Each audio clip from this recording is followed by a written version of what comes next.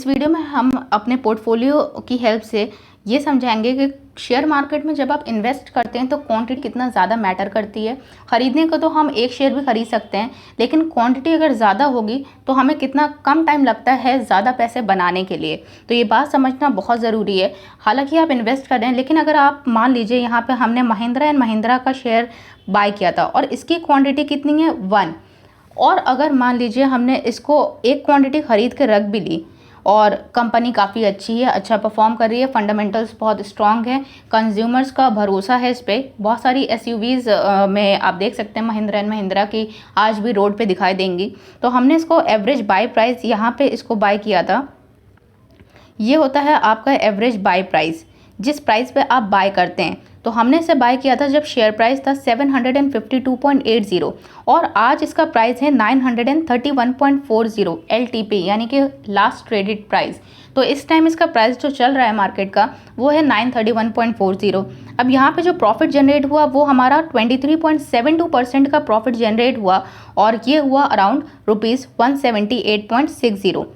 अब अगर आपने एक शेयर खरीदा और आपने प्रॉफिट भी बनाया, लेकिन प्रॉफिट कितना बनाया, सिर्फ 178 रुपीज़, तो ये कोई बहुत बड़ी ऐसे वेल्थ नहीं जनरेट कर लेंगे आपने खरीद रखा है ज़रूर, एक शेयर आपने ख़रीदा है और आप प्रॉफिट में भी हैं, आपका लॉस नहीं हो रहा है, लेकिन क्या ये सिग्निफिकेंट अमाउंट है? इतना तो आप ट्यूशन पढ़ा के भी अर्न कर लेंगे, या फिर आपको घर बैठे आपके रिलेटिव्स आते हैं वो भी दे देंगे। तो शेयर मार्केट में आने का फ़ायदा क्या हुआ?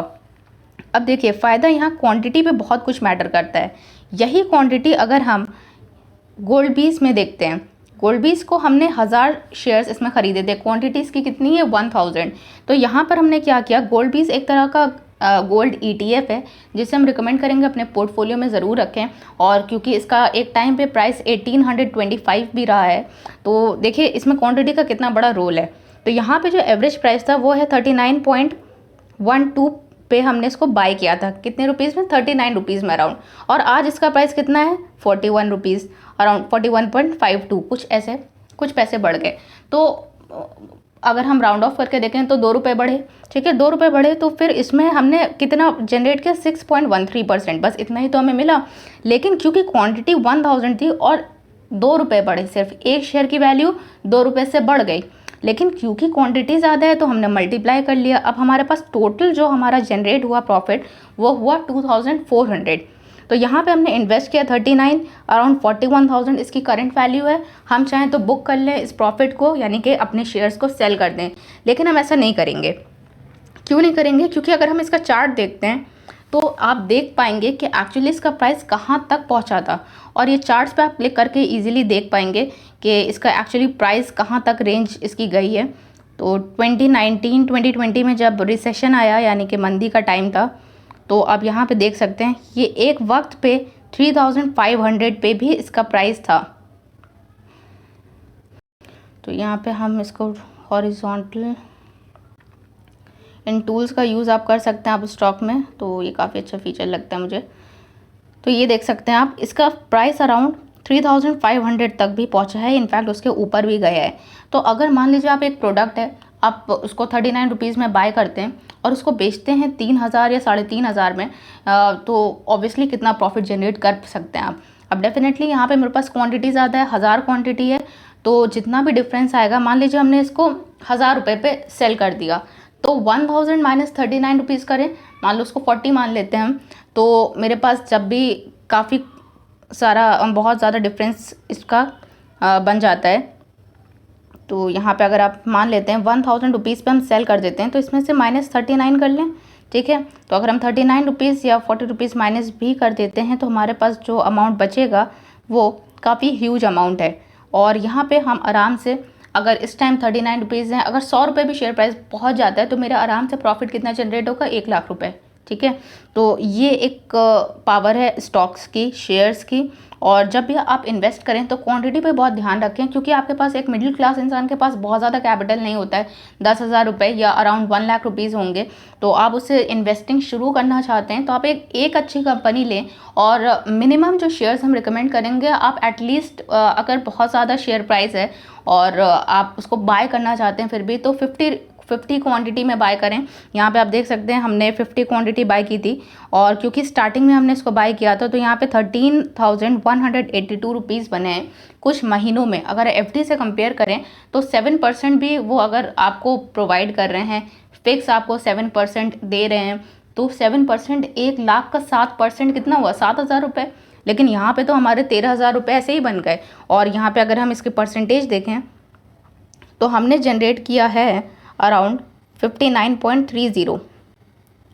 तो ये एक परसेंटेज काफ़ी मैटर करता है। मान लीजिए आपने 1 लाख रुपए से विप्रो पे लगाए होते तो इस टाइम आपके पास अराउंड 60,000 रुपीज़ के अराउंड प्रॉफिट जनरेट हो रहा होता है।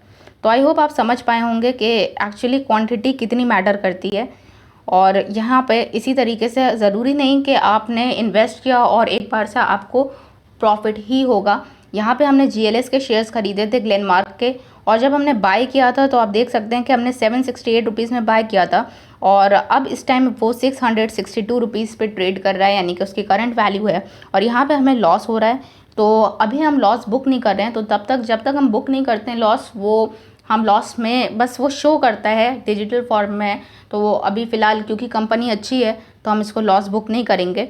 तो अच्छी कंपनीज़ में इन्वेस्ट कीजिए डेफिनेटली। टाइम टू टाइम जैसे टाइम इंक्रीज़ होता है कंपनीज़ अच्छा परफॉर्म करती हैं और वो आपको फ्यूचर में प्रॉफिट जनरेट करके ही देती हैं।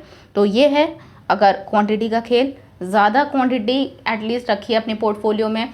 बहुत सारे शेयर्स खरीदने की ज़रूरत नहीं है। आप 5 अलग अलग सेक्टर्स के शेयर्स बाय कर लीजिए।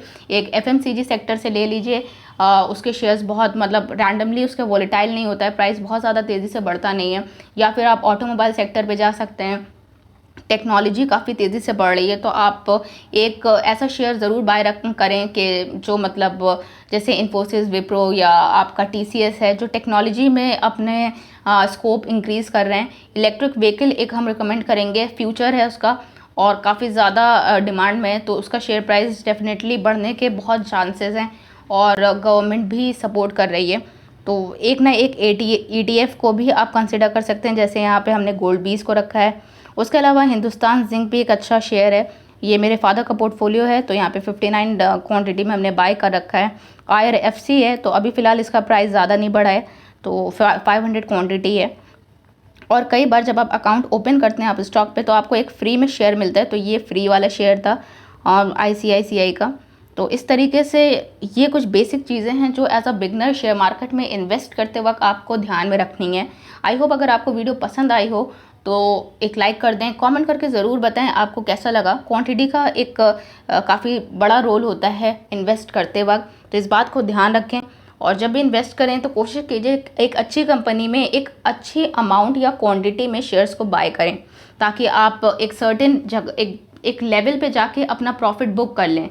क्योंकि जितना हम बाय करने में सोचते हैं वहाँ पे हमको ये भी डिसाइड करना है कि आपको सेल कब करने हैं शेयर्स। ठीक है, जैसे कि हमने मान लिया कि 5 रुपये में हमने एक पेन खरीदा और हम इसको 100 रुपये का जब वो पेन हो गया तो हम 100 रुपये पे बेच देंगे।